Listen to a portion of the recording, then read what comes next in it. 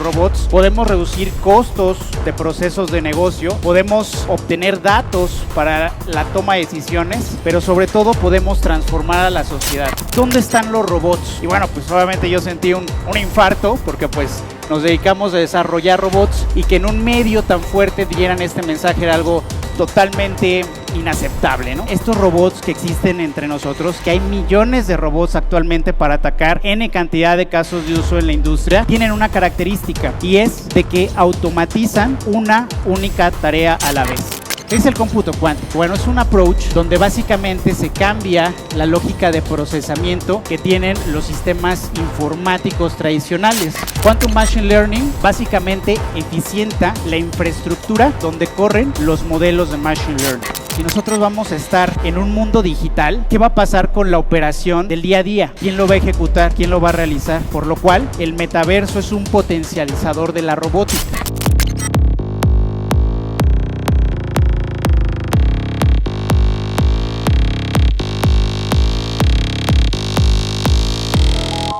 Qué bueno verlos por aquí, platicar de robótica, de quantum, de inteligencia artificial. Vamos a hablar de temas técnicos, pero obviamente, bueno, vamos a buscar el valor de esta conversación también en temas de emprendimiento. Como ustedes saben, yo soy el CEO de Rumi. Somos la primera empresa 100% mexicana enfocada en la creación de soluciones de robótica humanoide, de inteligencia artificial. ¿Por qué nosotros invertimos en la creación de robótica? Básicamente porque con los robots podemos garantizar muchas cosas. Podemos reducir costos de procesos de negocio, podemos obtener datos para la toma de decisiones, pero sobre todo podemos transformar a la sociedad. Somos una organización que ya lleva 8 años en el mercado, pionera justamente en el desarrollo de este tipo de tecnología. Algo importante es de que hemos crecido en temas de investigación y desarrollo y comercialización de robots y soluciones de inteligencia artificial. Al día de hoy tenemos más de 100 casos de éxito, proyectos exitosos a lo largo de toda América Latina e inclusive Estados Unidos. Y somos un equipo experto de más de 60 consultores con conocimientos profundos en Machine Learning, en Data, en robótica tanto de software como también robótica a nivel de hardware. Al día de hoy, bueno, pues tenemos más de 30 modelos de robots desarrollados. Me acuerdo que hace algunos años vinimos a presentar aquí nuestro primer prototipo de robot, que era RumiBot, un robot prototipo para el control del hogar. Y al día de hoy tenemos más de 30 modelos distintos de robots para atacar diversos casos de uso en diversos sectores de la industria. También tenemos partnerships bastante interesantes, como es el partner que tenemos con Google, con Amazon, con Intel, evidentemente porque somos fabricantes de hardware. De hecho, hemos sido reconocidos como el mejor partner en temas de inteligencia artificial en América Latina. Y también somos la única compañía de robótica en México que año con año presenta soluciones comerciales en el Consumer Electronics Show de Las Vegas, uno de los eventos más importantes de tecnología en el mundo. Otros reconocimientos importantes que ha tenido la compañía, bueno, pues como bien lo comentaron, somos reconocidos por el MIT como uno de los innovadores más importantes de América Latina, justamente por la investigación y desarrollo en temas de inteligencia artificial que hemos hecho en los últimos años. Y el año pasado también fuimos reconocidos por la revista Forbes como una de las 30 promesas de los negocios para México. Como pueden ver, estos son algunos de nuestros clientes. Independientemente que nacimos hace ya 8 años como una startup, creando soluciones literalmente en un laboratorio, jugando con una Raspberry Pi, jugando con Arduino, pues al día de hoy tenemos varios casos de éxito, importantes organizaciones que nos han abierto las puertas para poder acompañarlos en su proceso de transformación digital. ¿Qué vamos a hablar hoy? Bueno, vamos a hablar evidentemente de robótica, de inteligencia artificial, porque es el tópico que manejamos, de lo cual somos expertos. Sin embargo, vamos a platicar acerca del cómputo cuántico, que es algo muy interesante y que a su vez es un potencializador de la inteligencia artificial. Bueno, ¿cómo llegamos a esta conclusión? Hace algún tiempo, leyendo TechCrunch, porque evidentemente nosotros como una empresa digital tenemos que estar constantemente evaluando las nuevas tendencias tecnológicas. TechCrunch, me imagino que varios de ustedes lo conocen, es uno de los principales portales de temas de emprendimiento, tecnología, tendencias y startup. me llamó la atención mucho este artículo que decía, ¿dónde están los robots? Y bueno, pues obviamente yo sentí un infarto porque pues nos dedicamos a desarrollar robots y que en un medio tan fuerte dieran este mensaje era algo totalmente inaceptable, ¿no? Bueno, evidentemente después de leer el artículo me di cuenta que tenía cosas muy interesantes. Realmente lo que se referían con dónde están los robots es de que la ciencia ficción a lo largo de los últimos años nos empezó a trazar una idea de lo que tenía que ser un robot humanoide. La famosa robotina, Bender, N cantidad de robots que tenían la capacidad de emular las capacidades cognitivas de los seres humanos y casi en 2020, bueno, pues íbamos a tener robots humanoides sentados entre nosotros, platicando, a lo mejor levantando la mano para una determinada pregunta, lo que sea, a lo mejor conviviendo con nosotros. Entonces, una vez de que entramos en este artículo, nos damos cuenta que los robots existen, pero principalmente se encuentran en casos de uso donde sus actividades son sumamente repetitivas. ¿Cuáles son esos ejemplos de robots que actualmente están operando entre nosotros? Bueno, evidentemente los robots AMRs y AGVs, que son robots que se utilizan normalmente para transportar pallet, para poder transportar objetos, principalmente en almacenes. Otro ejemplo interesante son los robots industriales que durante mucho tiempo llevan operando actualmente en fábricas, en procesos de manufactura, en procesos de cadena de suministro. Y finalmente los robots de software, que estos robots de software no utilizan capacidades de hardware intrínsecas, pero al final del día utilizan temas de inteligencia artificial para poder eficientar procesos de negocio en las organizaciones. Y aquí me refiero a soluciones como RPA, como chatbots, como APIs que existen en la nube de los principales vendors para poder atacar casos de uso relativos a sistemas de información que no requieran tener una interacción física utilizando un hardware.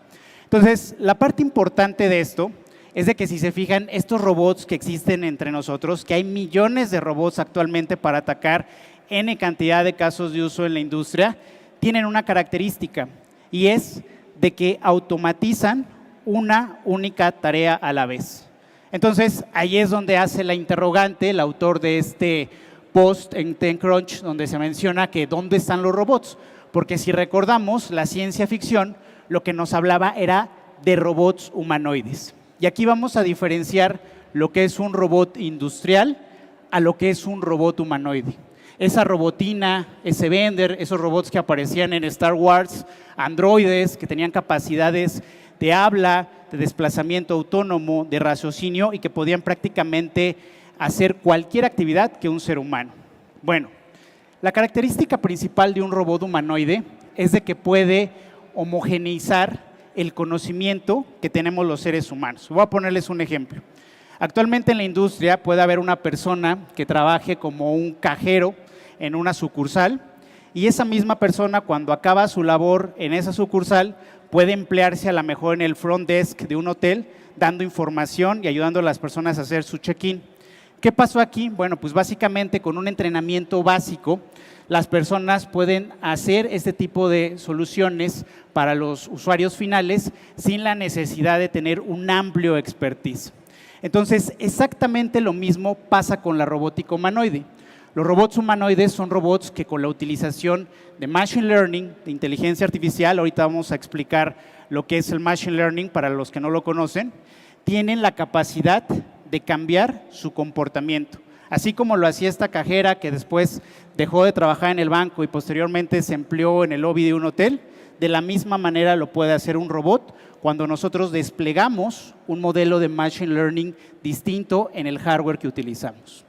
Otra cosa importante de estos robots es que evidentemente, pónganse a pensar, una solución que puede estar impactando distintos sectores de la sociedad, distintos casos de uso, con solamente un entrenamiento diferente. Pues obviamente las inversiones en temas de Venture Capital, que básicamente es los fondos, el conjunto de fondos que reciben las startups para crecer, pues están apostándole muchísimo a temas de robótica humanoide. Nada más para que se den una idea, 66 billones se espera tener en temas de inversión para 2025. Dicho esto, bueno, ¿cómo entonces creamos un robot humanoide? Algo importante a considerar es de que para poder hacer prácticamente cualquier tipo de actividad, tenemos que procesar datos dentro del robot. Y un robot, al ser hardware, pues tiene un poder limitado de cómputo. Lo que vemos aquí en la pantalla es una computadora NUC. De hecho, les platicaba que nosotros somos partners de Intel. Y estas computadoras NUC sirven justamente para poder procesar todos los modelos de Machine Learning y permitir a los robots que ejecuten distinto tipo de actividades.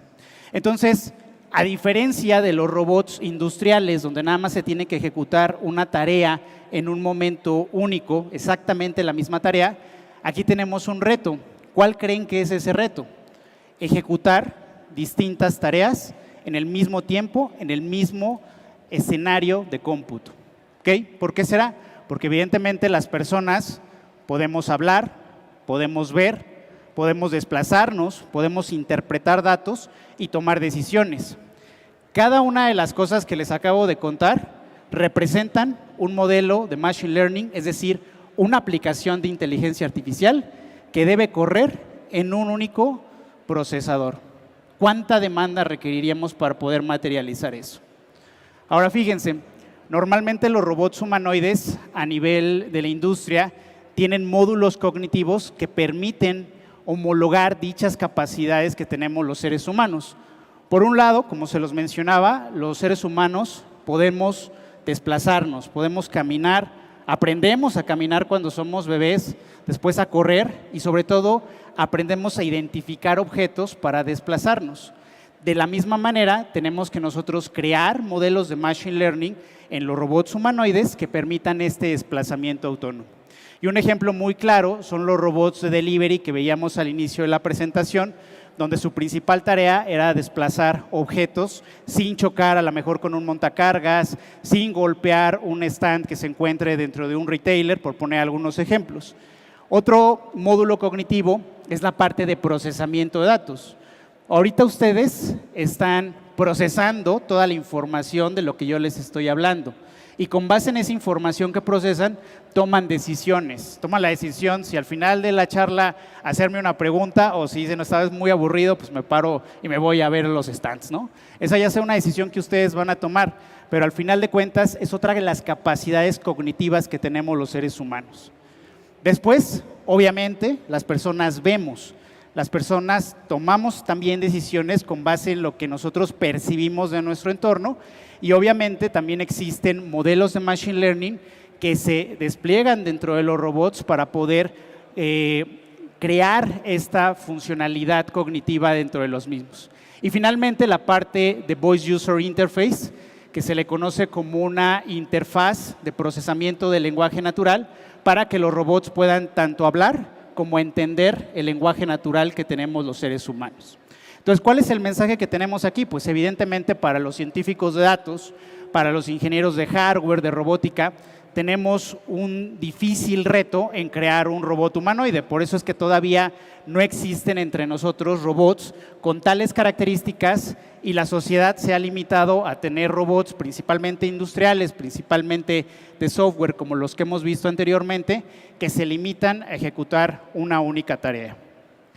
Bueno, dicho eso, cada uno de estos componentes, cada uno de estos módulos cognitivos es un modelo de Machine Learning. ¿Quién de aquí sabe lo que es Machine Learning? Levanten la mano, por favor. Bien, bastantes, pero pues obviamente no todos. Voy a hacer una explicación muy básica de lo que es Machine Learning. Machine Learning es la principal técnica para crear aplicaciones de inteligencia artificial. Machine Learning como tal puede estar desplegado en aplicaciones de software, no necesariamente en robótica, pero cuando nosotros hablamos de robótica humanoide, tenemos que incorporar capacidades de Machine Learning. ¿Cómo funciona el Machine Learning? Como lo pueden ver en este diagrama, básicamente tenemos estos conceptos. Por un lado, un conjunto de datos, un algoritmo que previamente es creado por científicos de datos y actualmente existen varios de estos algoritmos en la industria. Un proceso de entrenamiento que básicamente toma el algoritmo deseado para atacar un caso de uso en específico, el conjunto de datos existentes y se realiza un entrenamiento de la data conjunto al algoritmo para crear un modelo de Machine Learning. Una vez de que ese modelo se encuentra creado, se encuentra implementado, entonces nosotros podemos hacer predicciones o técnicamente lo que conocemos como inferencias para poder entonces sí tomar decisiones de manera inteligente. Les voy a poner un ejemplo de algo que conocemos como aprendizaje supervisado. Realmente a nivel de Machine Learning existen tres principales corrientes: el aprendizaje supervisado, el aprendizaje no supervisado y el aprendizaje por refuerzo. Ahorita no voy a profundizar tanto en eso porque evidentemente es algo un poquito más técnico y estamos hablando de una charla un poco más genérica, pero voy a poner un ejemplo en el contexto de aprendizaje supervisado, donde básicamente los datos que nosotros ingestamos al algoritmo son datos que han sido previamente etiquetados. ¿Esto qué quiere decir? Como lo pueden ver en el diagrama, tenemos un conjunto de datos etiquetados, que son fotografías como kiwis, y otro conjunto de datos etiquetados como pingüinos. Estos datos históricos nosotros los ingresamos a un algoritmo de clasificación, se realiza el proceso de entrenamiento y ya que se encuentra creado dicho modelo, la próxima vez que nosotros le presentemos una fotografía de un kiwi o de un pingüino, el modelo va a tener la capacidad de inferir a qué clase se refiere. Esto es algo teóricamente muy sencillo y creo que lo pueden ver del lado derecho, los que a lo mejor son estudiantes de ingeniería o de matemáticas o tienen un poquito más de este background, que básicamente es una función lineal que divide a dos clases. En este caso, los círculos o los triángulos, pingüinos o kiwis. ¿Dónde empieza entonces la complejidad para crear este tipo de aplicaciones de inteligencia artificial? Cuando no existe una función lineal. Como lo pueden ver en el slide, pueden haber escenarios donde es muy difícil clasificar, poder inferir por las características de los datos que nosotros ingestamos al algoritmo.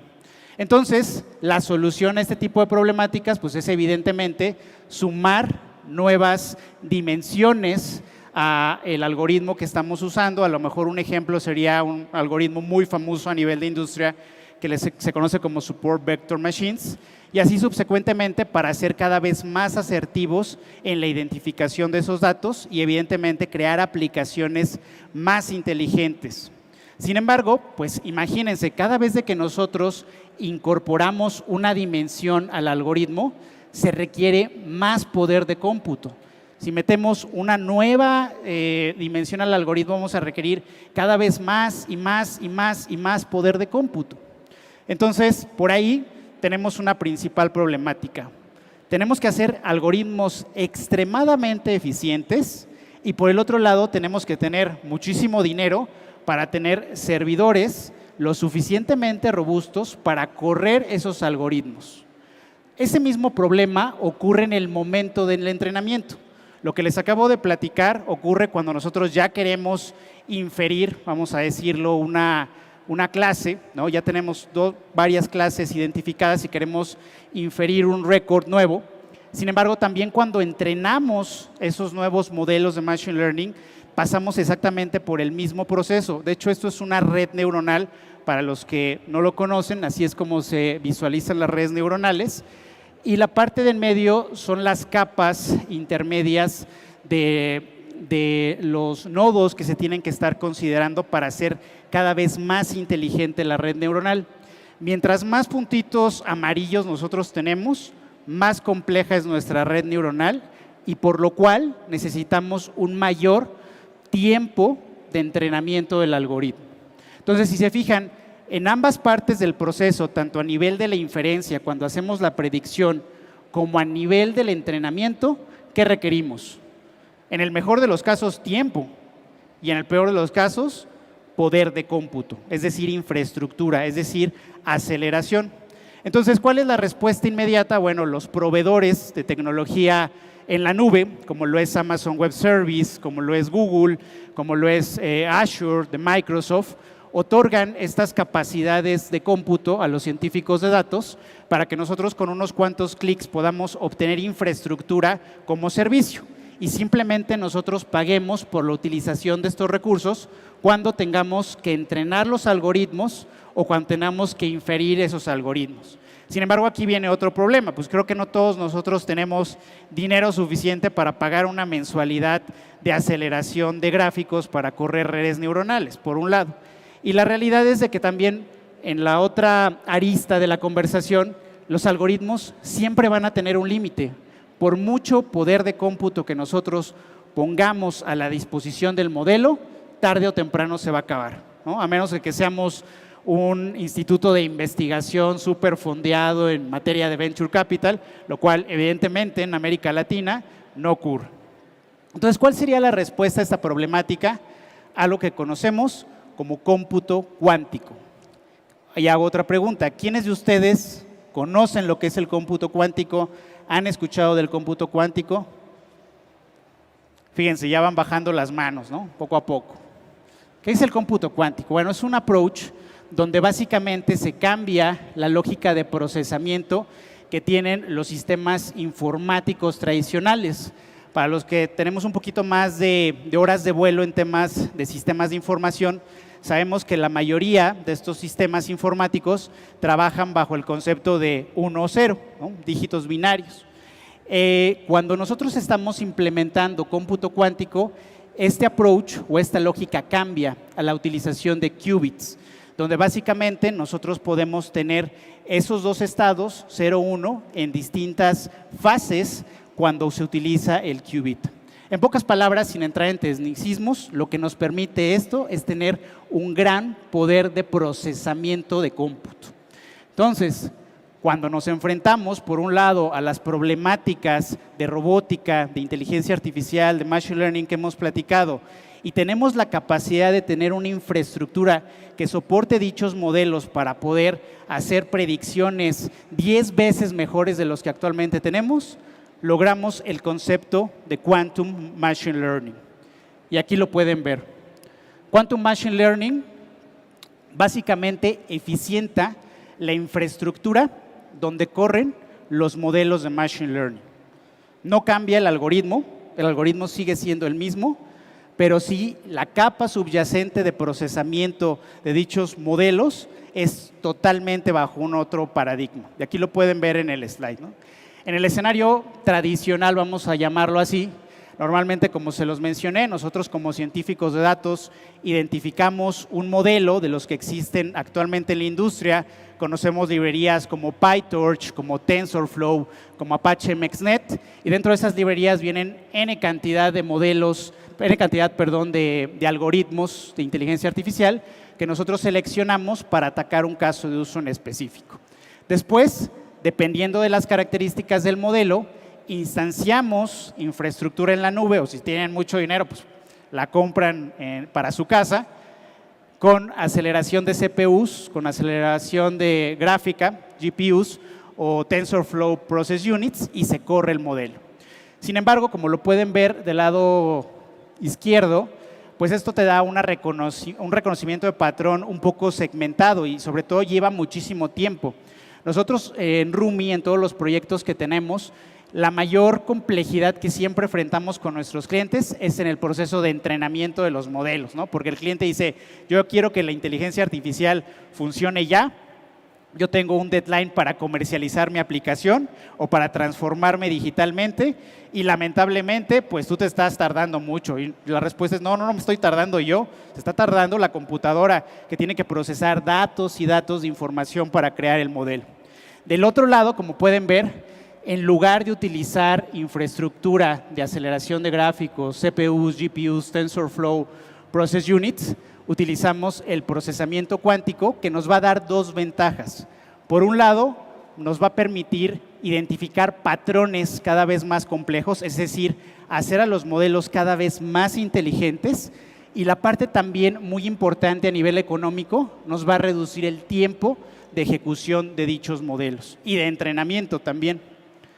Bueno, entonces, eso es la importancia en temas de la intersección que existe entre el cómputo cuántico, la robótica, porque como lo hemos platicado, la robótica humanoide opera bajo los conceptos de Machine Learning, bajo la conjunción de distintos módulos de Machine Learning, y esto va a ir creciendo. O sea, la misma industria, la misma sociedad, cada día nos demanda la incorporación de más y más aplicaciones de inteligencia artificial. Yo estoy convencido que la robótica es the next big thing. Por eso prácticamente toda mi vida laboral la he apostado a la robótica. Me ha tocado ser disruptor en América Latina, en creer que en México se puede crear tecnología disruptiva, podemos crear nuestros propios robots humanoides, podemos crear aplicaciones de inteligencia artificial soportadas con quantum computing, y mucho de esa validación pues, la he obtenido de los grandes líderes de la tecnología. Muchos de ustedes imagino que han visto esto, comentarios de Elon Musk que dice que el futuro de Tesla se encuentra en los robots, no en los coches eléctricos, y que es un negocio 1000 veces más rentable en un futuro. Por otro lado, tenemos opiniones bastante interesantes como la de Jeff Bezos, ¿no? Bueno, él no es Jeff Bezos, ¿verdad? Pero líder de Amazon, Andy Jassy, Jeff Kraft, estos líderes nuevos de Amazon y de Amazon Web Service, que han apostado en los últimos años por la creación de soluciones de robótica humanoide, como las que hemos estado platicando. Por ejemplo, este es Astro, un robot que desde el año pasado anunciaron con el objetivo de poder ser un asistente en el hogar y facilitar las tareas cotidianas que tenemos las personas. Y bueno, pues evidentemente estas grandes organizaciones, líderes en temas de tecnología e información, cuyos CEOs, bueno, pues son las personas más ricas del mundo, son visionarios, son futuristas, están apostándole a la creación de robótica. ¿Okay? Actualmente se escuchan mucho temas como el metaverso, temas como las finanzas descentralizadas, y la robótica es un complemento justo a esos temas. En México, evidentemente, bueno, pues hay organizaciones como nosotros, que nos estamos poniendo los guantes, que estamos reclutando ingenieros como ustedes, potenciales ingenieros, potenciales científicos de datos, porque creemos que la robótica es ese disruptor que puede inclusive transformar a nuestra sociedad, crear una nueva economía, una economía de escala, y de la misma forma que somos exportadores de aguacate, de petróleo, ¿por qué no somos exportadores de robots? ¿Por qué no somos exportadores de aplicaciones de inteligencia artificial y que volteen a ver a México como un país experto en este tipo de desarrollo? ¿Por qué no? Entonces, por eso existen también organizaciones como nosotros. Les mencionaba el tema del metaverso. Creo que algo bien interesante que yo veo en Talentland este año es la aparición de una tierra que es Metaverse Land, y es la más grande, creo, de este año, cuando en los años anteriores pues no se hablaba de este tema, aunque ya venía existiendo, ¿no? Y había plataformas como Second Life, para los que ya somos un poquillo viejos y un poco tenían este tipo de conceptos, pero al día de hoy es un trend topic y todos los esfuerzos en temas de inversión, todos los esfuerzos en temas de desarrollo se están yendo hacia allá. Entonces yo les hago una pregunta. Si nosotros vamos a estar conectados, si nosotros vamos a estar en un mundo digital, ¿qué va a pasar con la operación del día a día? ¿Quién lo va a ejecutar? ¿Quién lo va a realizar? Por lo cual, el metaverso es un potencializador de la robótica. Si en algún punto, corto o mediano, vamos a estar conectados parte de nuestro tiempo, no quiero decir todo el tiempo, pero parte importante de nuestro tiempo, vamos a tener que automatizar la cadena de suministro, vamos a tener que automatizar la entrega de productos vía soluciones de marketplace, e-commerce. También si estamos conectados en nuestra casa, ¿qué no nos quita estar conectados mientras viajamos a lo mejor al trabajo, mientras viajamos a la escuela, a otra ciudad, con coches autónomos? Y los coches autónomos siguen siendo robots. Entonces, poco a poco la sociedad va conjuntando esos puntos, just connecting the dots, dándonos ver que la incorporación de nuevas tendencias como es el metaverso, incorpora a su vez la potencialización de nuevas tendencias como es la robótica y la inteligencia artificial. Ahora bien, también, más allá de la explosión de la robótica por la utilización de estas plataformas digitales, por la inmersión hacia un metaverso, también dentro del metaverso debe de haber inteligencia artificial. Deben de haber asistentes con los cuales nosotros podamos interactuar dentro del metaverso. Debe haber a lo mejor ciertos robots, que no es otra persona, no es un avatar, no es un digital twin, pero es un ente sobre el cual nosotros podemos estar platicando, interactuando, transaccionando, y eso requiere inteligencia artificial. También cuando nosotros estemos fuera del metaverso, se van a requerir, vamos a decirlo, a lo mejor un digital twin, un avatar que continúe ejecutando actividades económicas en el metaverso cuando nosotros automatización incorpora nuevamente modelos de Machine Learning. Entonces, fíjense, al día de hoy no estamos 100% conectados en un esquema como el que plantea una vista futurista y hay N cantidad de modelos de Machine Learning, hay N cantidad de datos corriendo en todas las plataformas de nube.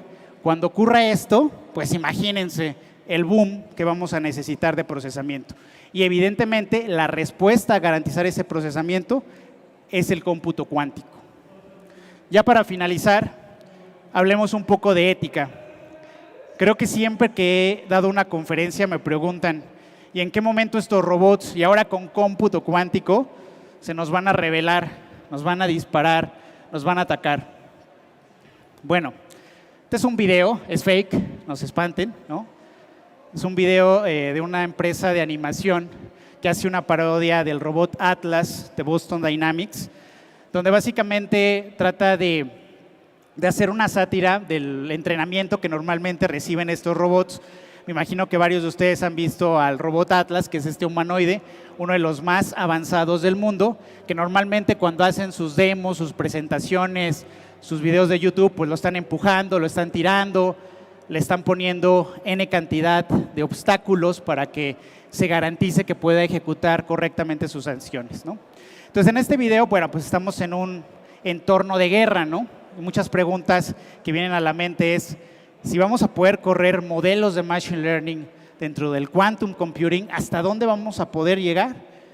¿Qué pasa si estamos hablando de un aprendizaje no supervisado que permita a las máquinas tomar sus propias decisiones? Creo que hace un par de semanas salió un artículo de un ingeniero de Google que decía que una inteligencia artificial había cobrado conciencia, una onda así, ¿no? Entonces, pues es un tema ético, porque técnicamente hablando, nosotros podríamos hacer a un robot que interpretara una red neuronal, que identificara un rostro y que disparara. Eso lo podemos hacer y no se necesita quantum computing para hacerlo. Pero hay una gran responsabilidad en nosotros, los ingenieros, los científicos de datos, los empresarios, que creamos este tipo de tecnología para siempre proteger a la sociedad. Sobre todo también ustedes, porque sé que son las nuevas generaciones. En el corto plazo ustedes van a crear startups y probablemente les toquen desarrollar estos robots, esta inteligencia artificial. La pregunta es, ¿este robot se revela o no se revela? ¿Quién dice que se revela? ¿El freak? Pues lo vamos a ver después en otra charla. Muchas gracias.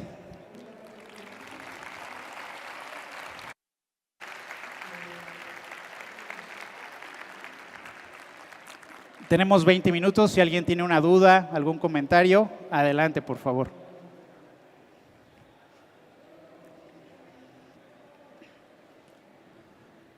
No sé si me pueden acercar un micrófono de mano.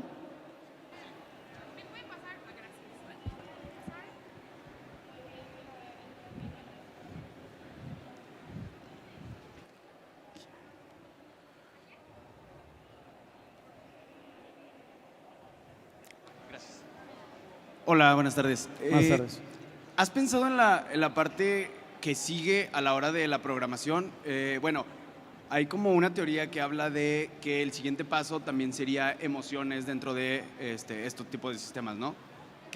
Y hablan de que psicológicamente pues las emociones a nosotros también como entes pensantes nos sirven para crear relaciones entre nosotros y que probablemente los robots necesiten también cooperar entre ellos y generar este tipo de relaciones y que probablemente entonces necesitemos programar emociones dentro de los robots. Sí, mira, eso es buena pregunta. Yo creo que el hecho de implementar emociones, no te diría que programarlas, porque básicamente el Machine Learning es un concepto de entrenamiento, existe. Hay un concepto que se le conoce como Sentiment Analysis o análisis del sentimiento, donde se puede interpretar cuál es el sentimiento que tiene, en este caso, un usuario, ¿no? Algunas aplicaciones de estos, por ejemplo, en un call center, si tú hablas con un bot de software y tú estás enojadísimo porque, no sé, se te perdió parte de tu saldo en tu tarjeta de crédito, eso lo puede interpretar la inteligencia artificial, ¿no? Y sigue siendo procesamiento del lenguaje natural. por un lado, en temas de interpretación. Y en temas de presentación de las emociones, hay muchos robots que inclusive se están ahorita desarrollando robots físicos que de alguna manera muestran emociones, ¿no? Pero son emociones un poquito más con el sentido de hacer que las personas se sientan cómodas con la interacción del robot, ¿no? Habría que evaluar qué casos de uso hacen sentido, o sea, para que realmente valga la pena a un robot darle emociones, ¿no? A lo mejor en temas de personas que se sientan solas, ¿no? Y que necesiten una mayor interacción con ellos. El año pasado empezamos a exportar robots a Estados Unidos para elder care, para cuidado de adultos mayores. Más que nada eran robots que te identificaban cuando el viejito se caía o cuando no estaba en su silla y cosas por el estilo. Pero creo que para ese tipo de casos de uso valdría la pena poder generar emociones el robot, no tanto con el sentido del core en sí de la aplicación, sino para complementar el caso de uso.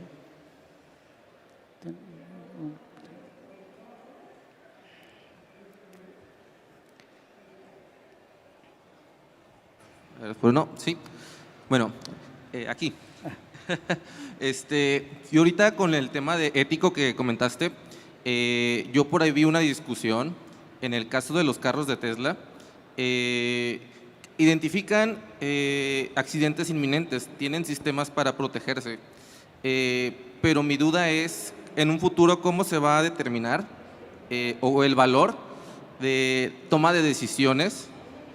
Supongamos un caso hipotético que viene un carro por detrás, ¿no? El carro lo va a detectar y va a hacer algún movimiento, pero por de frente viene lo que es un adulto mayor. O sea, ¿qué pasaría en ese caso? ¿Avanzará hacia atropellar al anciano o se quedará quieto que un carro por detrás impacte? Esa es mi duda. ¿Cómo vamos a asignar ese valor? Pues mira, yo creo que voy a regresarme 2 pasos atrás para responder esa pregunta. Pero si nosotros nos regresamos hace 5 años, no había aplicaciones financieras potencializadas por startups, lo que actualmente conocemos como fintech. Bueno, 10, no, porque decir los puristas, sí había, ¿no? ¿Y qué es lo que pasó con esa tecnología? Cuando empezaba a tener un impacto mediático, cuando los bancos empezaron a ponerle foco a las fintechs porque le estaban quitando un tamaño importante de mercado, ¿qué crees que es lo que sucedió? Una ley fintech. Una ley fintech porque se tenía que regular el impacto que esa tecnología estaba teniendo en la sociedad. No solo en México, ¿no? En México ocurrió, pero en otras partes del mundo. Entonces yo creo que cuando empiecen a ver ese tipo de escenarios, tiene que haber un tema de compliance y regulación, donde normalmente los organismos líderes en la industria generan un consorcio y se ponen de acuerdo para gobernar la operatividad de los robots. Hay ciertos esfuerzos hasta el día de hoy, pero no hay un esfuerzo lo suficientemente robusto como para decir hay una ley de robotics universal, ¿ok? Entonces, desde mi punto de vista debe de ocurrir. Técnicamente es una regla de negocio. Si es un viejito o si es una persona de 40 años, pues atropella al viejito porque ya se va a morir, ¿no? No sé, pero esa es una regla de negocio que se tendría que gobernar y debería de haber distintas posturas, ¿no? No solamente tecnológicas, sino políticas, sociales, de economía, para poder gobernarlo.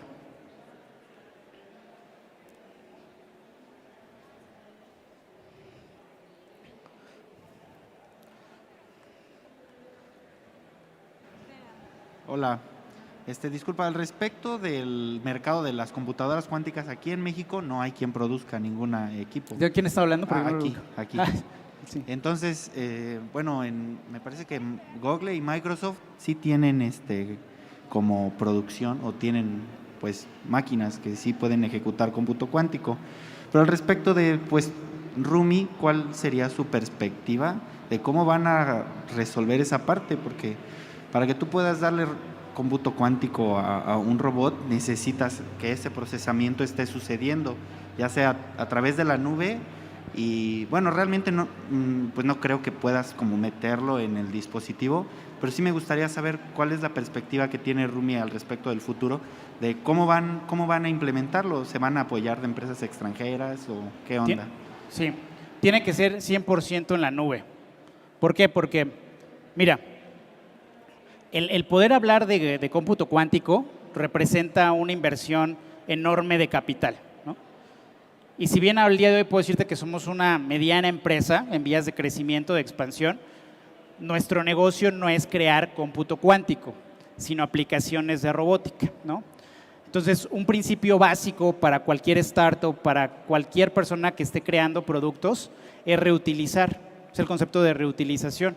¿Por qué? Porque evidentemente mis recursos para mantener la última versión de cómputo cuántico que tiene IBM, IBM Q o Azure, pues no se comparan, pero mi core de expertise sí está en la robótica y sí está en la inteligencia artificial.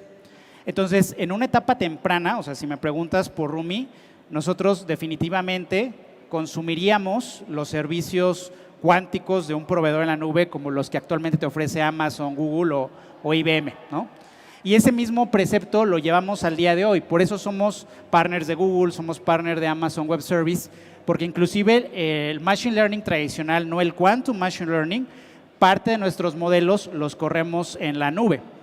O sea, nuestros robots, muchos no funcionan si no hay internet, ¿no? De hecho, yo por eso no me traje hoy uno, porque si no había internet, no iba a hablar, ¿no? Entonces, eso es importante entenderlo. También es cierto que muchos modelos de Machine Learning corren dentro del robot, que es el concepto de deployment on edge, donde una red neuronal corre dentro del hardware per se para evitar una latencia de internet.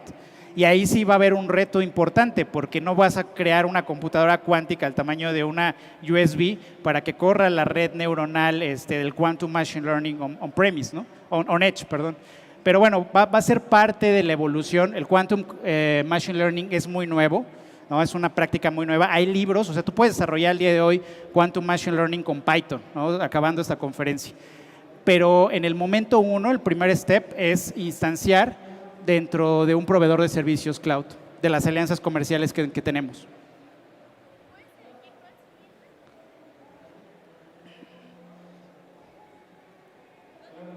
El del señor.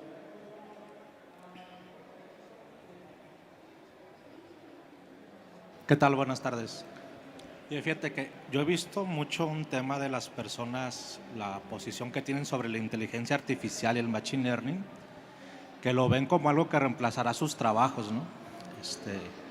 Yo lo veo como que el IA, el machine learning, el deep learning, son herramientas que te ayudan a reemplazar trabajos monótonos o repetitivos, ¿no? Pero lo que es la creatividad, el liderazgo nunca se va a poder reemplazar por una máquina. No sé tu opinión al respecto. Estoy totalmente de acuerdo contigo. Y siempre que a mí me hacen esa pregunta, yo digo que la sociedad tiene que evolucionar y las actividades repetitivas deben de ser automatizadas para que nosotros como seres humanos nos esforcemos en aprender más cosas. Y si nuestra labor era ejecutar una actividad repetitiva, evolucionemos personalmente y profesionalmente a aportar algo mucho más trascendente a la sociedad. Es un efecto que va a hacer que los trabajos, el workforce tradicional, repetitivo, sea automatizado y eso obligue a la sociedad a hacer cosas más interesantes. Creatividad, temas de arte, por ejemplo, desarrollo de nuevas tecnologías, pero esas capacidades no se van a poder automatizar. ¿Quién más? El de ahí.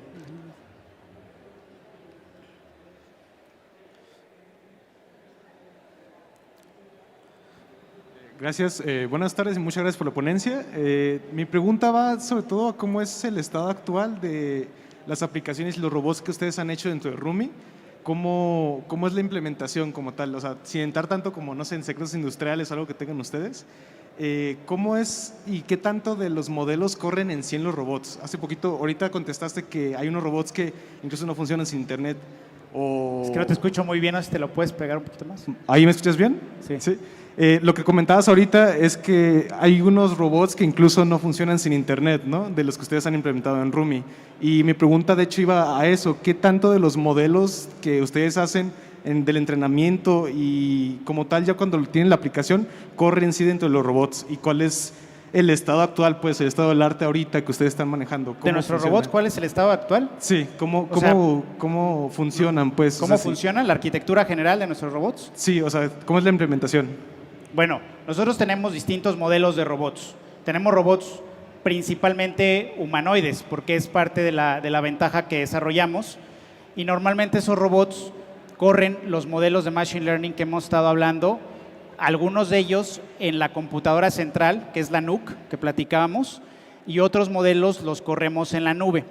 Por ponerte un ejemplo, el módulo de movilidad autónoma, donde básicamente se dota al robot para desplazarse sin que choquen con obstáculos, corre directamente en el robot. El módulo de identificación facial, el módulo de identificación de objetos, que es la visión artificial, es lo que técnicamente se conoce como computer vision, corre dentro del robot porque utilizamos otro componente que es un neural stick, que básicamente nos permite desplegar una red convolucional on edge dentro del robot y no dependemos de internet.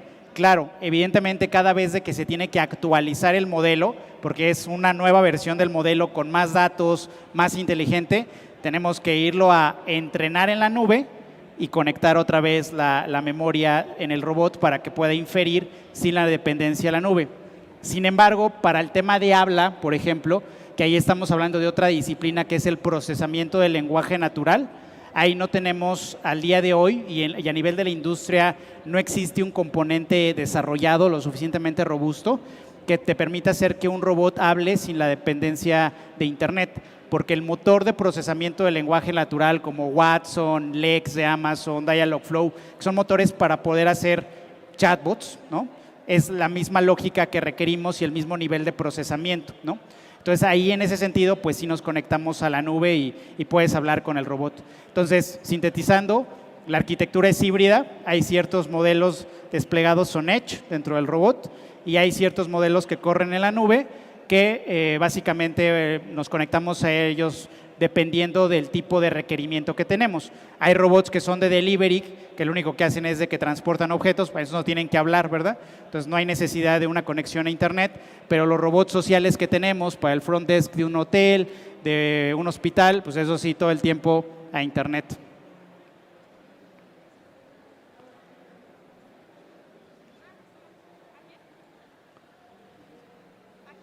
Allá esa chica. Sí.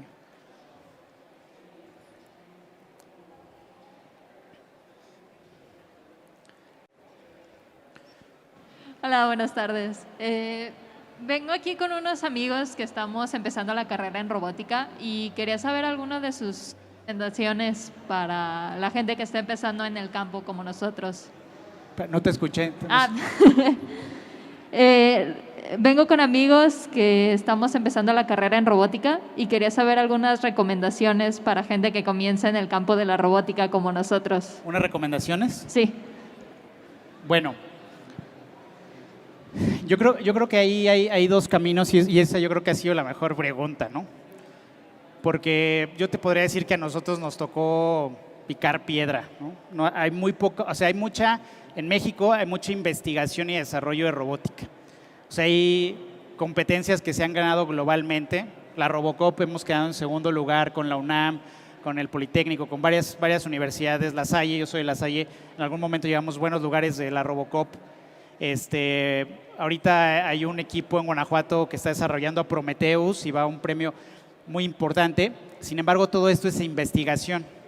¿Cuál es el principal problema que ocurre? Que normalmente toda la investigación y el desarrollo se queda en el cajón, porque hay pocas personas, vamos a decirlo, disruptivas, aventadas, para crear una empresa de robótica, ¿no?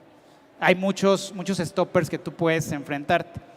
Entonces, una recomendación, o sea, tendría que ser antes de hablar de temas técnicos, si lo que ustedes buscan es crear una empresa de robótica, una startup de robótica e ir en el esquema de emprendimiento o emplearse y ser colaboradores de una empresa de robótica, que ambas opciones son válidas. Creo que esa sería la primera pregunta que ustedes se tendrían que hacer. Si la respuesta es quiero ser colaborador de una empresa de robótica, pues la verdad las empresas más maduras se encuentran fuera de México, ¿no? Y nosotros, ¿no? También bienvenidos si en algún punto quisieran participar en un proceso de selección.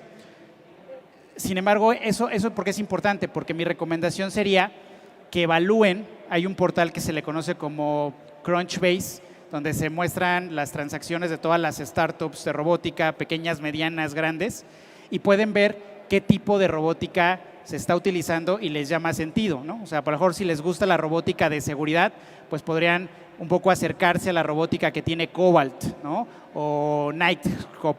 Si es robótica de delivery, bueno, pues a lo mejor podrían ir con KiwiBot, que es una empresa colombiana, ¿no? Entonces, va a depender de identificar qué tipo de robótica les llama la atención, ver lo que está haciendo esa empresa y acercarse a esa empresa en algún momento. Si por el otro lado nace ese espíritu emprendedor, también tienen que tomar ciertas referencias y mi recomendación sería acercarse a emprendedores, empresarios que hayan desarrollado hardware, porque tampoco van a encontrar a varios que hayan desarrollado robótica. Pero acercándose a los que han desarrollado hardware e inteligencia artificial, les podrían dar esos insights necesarios para que de alguna manera les den los shortcuts, ahora sí que los hacks necesarios, de no pasar por todo lo que nosotros pasamos para llegar a un determinado punto de escalamiento, ¿no? Entonces, por ahí irían mis comentarios y pues ahí están mis datos. También me pueden mandar un mensaje cuando quieran, si quieren charlar, tienen alguna duda, adelante.